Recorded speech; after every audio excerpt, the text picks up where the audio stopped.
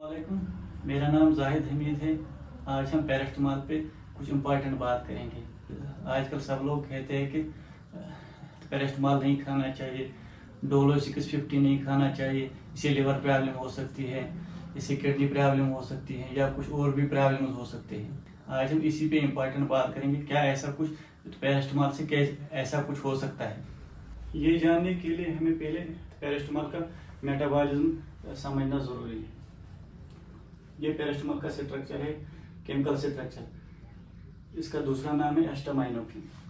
तो पैरास्टामॉल जब हम ओरली लेते हैं तो ये जीआईटी में जाता है। जीआईटी में जाने के बाद ये लिवर में जाता है। जब ये लिवर में जाता है तो इसका जो मेटाबॉलिज्म है वो शुरू हो जाता है। पैरास्टामॉल का जो 90% मेटाबॉलिज्म है वो इन दो रिएक्शन से हो जाता है, ग्लूकोनाइजेशन और सल्फेशन से। और इस रिएक्शन से बनते हैं ग्लूकुरोनिडेट एंड सल्फेट मेटाबोलाइट्स जो नॉन टॉक्सिक होते हैं। तो इन नॉन टॉक्सिक मेटाबोलाइट्स का फिर यूरिनरी एक्सक्रीशन हो जाता है। लेकिन स्मॉल क्वांटिटी में जो पैरास्टामॉल है ये कन्वर्ट हो जाता है NaPQI में, स्मॉल अमाउंट, लगभग अप्रॉक्सीमेटली 3% जो पैरास्टामॉल है ये NaPQI में कन्वर्ट हो जाता है, जो कि एन-एसिटाइल पैराबेंजोक्विनोन। जो ही ये NaPQI बन जाता है उसके बाद ये NaPQI ग्लूटाथायोन जो कि एक एंटीऑक्सीडेंट है उसके साथ रिएक्ट करता है और फिर मर्क्यूरिक एसिड बनाता है जो कि नॉन टॉक्सिक है। ये भी यूरिन के थ्रू एक्सक्रीट हो जाता है। लेकिन अगर हम पैरास्टामॉल को ओवर डोजेज में लेंगे तो जो ये ग्लूटाथायोन है इसकी डिप्लीशन हो जाती है, ये कम पड़ जाता है। जब ये कम पड़ जाता है उसकी वजह से जो है NaPQI इसका मेटाबॉलिज्म कम होता है। जब NaPQI की कंसंट्रेशन ज़्यादा बढ़ गई है लिवर में तो उसकी वजह से लिवर नेक्रोसिस हो सकती है, सेल इंजरी होती है, उससे लिवर डैमेज हो सकता है। लेकिन अगर हम ओवर डोजेज में लेंगे तब पैरास्टामॉल ऐसा कर सकता है।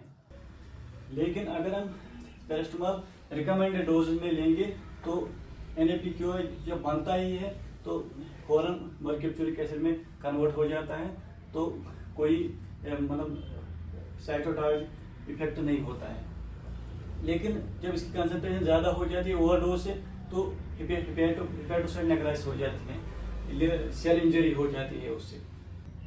अब हमें देखना है कि पैरास्टामॉल का कितना रिकमेंडेड डोजेज है जिससे लिवर टॉक्सिसिटी नहीं होगी। US FDA का रिकमेंडेड डोज जो 2009 से पहले तक था वो था 4000 mg of paracetamol in a day.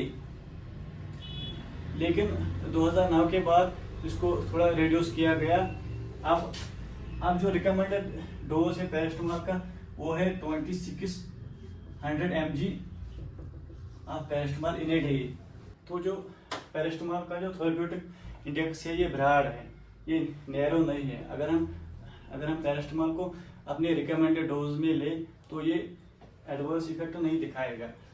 हमें क्या है, आजकल सब लोग कहते हैं कि पैरास्टामॉल से लिवर प्रॉब्लम हो सकती है, किडनी प्रॉब्लम हो सकती है या कुछ और भी प्रॉब्लम हो सकती हैं।